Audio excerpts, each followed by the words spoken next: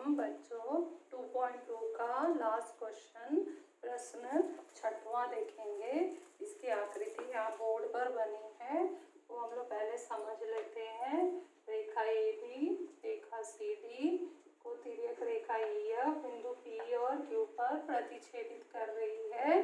यह पहले लाइन में तत्व में लिखा गया है। उसके बाद यह भी लिखा गया है कि किरण PR और किरण QS दोनों समांतर है। साथ में किरण PR कोण PPQ तथा किरण QS कोण PQC का समद्विभाजक है। तो हमें क्या सिद्ध करना है? रेखा AB समांतर रेखा CD। तो तत्व और साध्य पढ़ने से और आकृति पूरा समझ लेने से ऐसा नहीं लग रहा ये प्रश्न 5वें की तरह है जो मैं समझाई थी। ठीक है, हम दोबारा फिर से उसी मेथड से करेंगे। 5वें में क्या समझाई थी कि जब भी समद्विभाजक आए तुम्हें क्या करना होगा?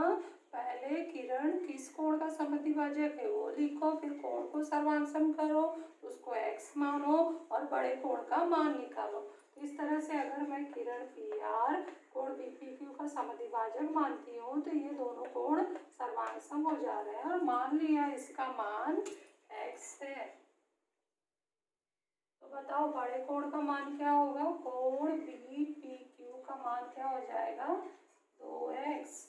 ठीक है, उसी तरह से ये इतना हम 3 पॉइंट यहाँ खत्म कर लिए। इसी प्रकार यहाँ भी लिखेंगे कि किरण QS जो है कोण PQC का समद्विभाजक है, इसलिए ये दोनों कोण आपस में सर्वांग है और मान लिया इनका मान y है।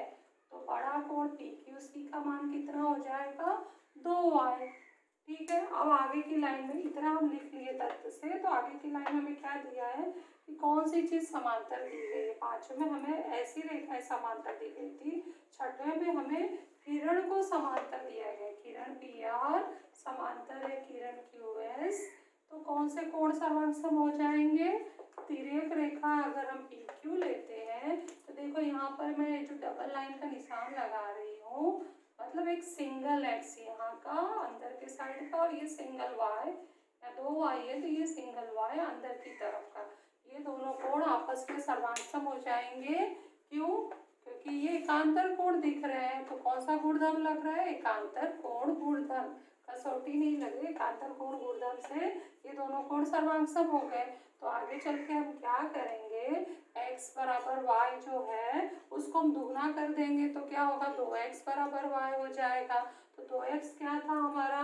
BPQ था कोण, तो इसमें कोण BPQ बराबर हो जाएगा 2y के। 2y क्या था? PQC। तो अंत में हमारी आखिरी लाइन क्या आ जाएगी? कोण BPQ बराबर है कोण PQC। तो ये जो बड़ा कोण इस कोण के बराबर हो रहा है, ये क्या है? ये इन दोनों रेखा के बीच में तिर्यक रेखा EF से बने हुए एकांतर कोण है।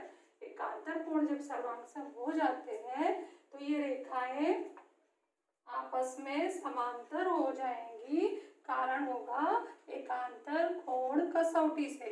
तो हूबहू हमारा 5वें के जैसा सवाल है। तो हमें लिखना शुरू करते हैं। स्टेप वाइज मैंने मौखिक समझा दिया है, आप लोग भी पहले मौखिक इसको ट्राई करना समझने के लिए।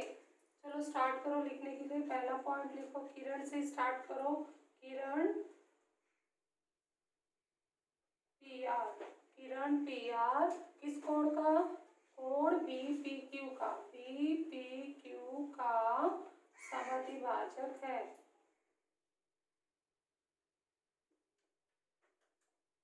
कारण क्या लिखोगे? ठीक है, लिख लिया। तो दूसरा पॉइंट क्या आएगा यहाँ पर? इसलिए ये दोनों कोण सर्वांग कर दो। कोण BPR सर्वांग में कोण RPQ।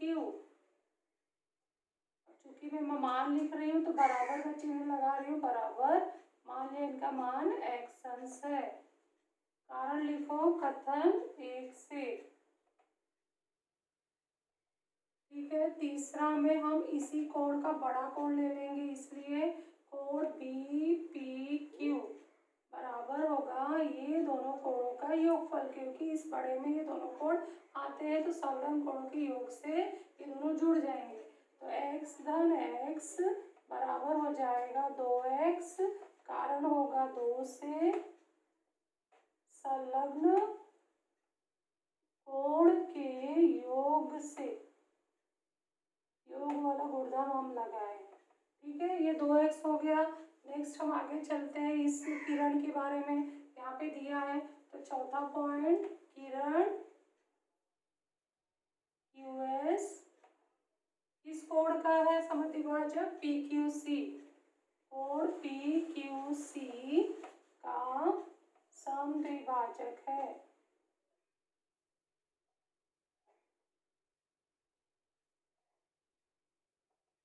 कारण इसका लिखोगे दत्त।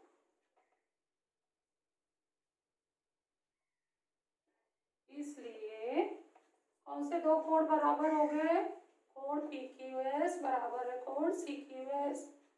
कोण PQS बराबर है कोण CQS बराबर क्या मान लिया? y 4 से। ठीक है, छठवां, अब हम क्या करेंगे? बड़े कोण का मान निकालेंगे।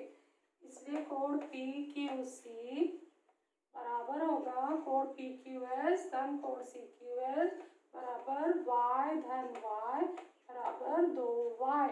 कारण होगा 5 से संलग्न कोण के योग से। समझा? ऐसे हमने 5वें सवाल में भी किया था, 2x और 2y निकाल लिया। इसके बाद हम देखेंगे दत्त में क्या समांतर दिया है। तो दत्त में हम देख रहे हैं किरण को समांतर दिया है। तो 7वां पॉइंट लिखेंगे, परंतु किरण कौन सा है? देखो PR, ये दत्त में दिया है। PR समांतर है किरण QS। और तिर्यक रेखा हम लेंगे, तिर्यक रेखा PQ लेने पर, ये हमें दत्त में दिया है। तो जैसे ही तिर्यक रेखा लेंगे कोई कोण सर्वांगसम हो जाएगा। तो ये कौन सा कोण सर्वांगसम हो रहा है? कोण RPQ सर्वांगसम है कोण SQP। कोण RPQ बराबर है कोण SQP। ये कोण इस कोण के सर्वांगसम हो रहा है, जहाँ पे रेड का निशान लगा है। तो ये किस प्रकार का कोण है? एकांतर कोण है। रेखाएं समांतर है तो एकांतर कोण सर्वांगसम हो गए। यहाँ कारण लिखो, एकांतर कोण गुणधर्म से।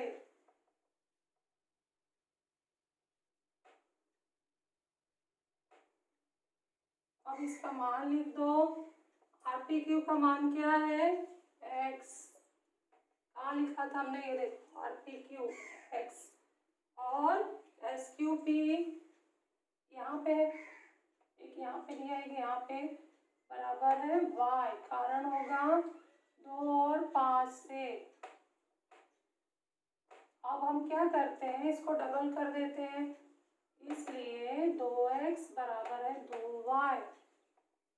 9 के संगत पक्षों में 2 से गुणा करने पर, 2 से हमने क्या कर दिया? गुणा कर दिया, बाएं तरफ और दाएं तरफ।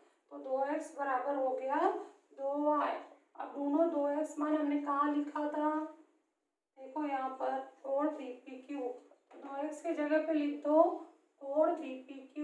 ये हम मान रख रहे हैं। कोण BPQ बराबर है 2y। कहाँ पे आया था? कोण PQC। कोण PQC कारण होगा 3 और 6 से। और ये कैसे कोण है? आकृति से चेक करो। कोण BPQ, ये पूरा कोण सर्वांगसम हो रहा है कोण PQC, ये पूरे कोण के सर्वांगसम हो रहा है। तो ये किस प्रकार के कोण है? एकांतर कोण है, परंतु ये एकांतर कोण है। कारण लिखो 11 से। एकांतर कोण कैसे हो गए? सर्वांगसम। तो जब एकांतर कोण सर्वांगसम होते हैं तो रेखाएं समांतर हो जाती हैं, इसलिए रेखा ए बी समांतर है रेखा सी डी। कारण क्या लिखोगे? एकांतर कोण कसौटी से। ये कसौटी आसान सा सवाल, हूबहू पांचवे की तरह है। तो आप लोगों को ये समझ में आ गया होगा। ध्यान से पढ़कर समझकर पेड़ में लिख लीजिए।